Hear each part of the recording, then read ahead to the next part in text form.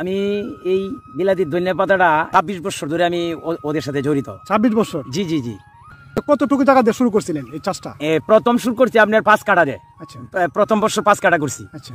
দ্বিতীয় বছর করলাম ৮ কাঠা, এরপরে করলাম ১২ কাঠা, এরপরে করলাম ১৮ কাঠা, তারপর করলাম ৩০ কাঠা।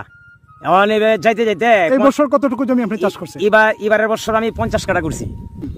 অগ্রণীয় ধানের মাঝেও অনেকজনে বন করে লায়, তারপর ধান কাটিয়ে অনেকজন দেখা গেল এই এটা কেজমত করে, মানে এটার মাঝে এই এই উপার্জন যেভাবে ভালো হয়, জনগণ লইয়া জমি লইয়া জনগণ লইয়া আপনার কাজ করে, কেউ কাঠো বয়, কেউ বনের বিরাট বয় বয়া এই ঘাস বাসে।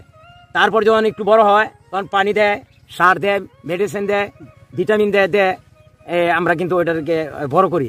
শ্রেণী বানায়া শ্রেণীর আগ দেয়, এই একদম মানে আস্তে আস্তে বাঁচানো লাগে। এটা অন্য কাজের মতো অত চালায়া করণ যায় না, অনেক টাকা খরচ হয়।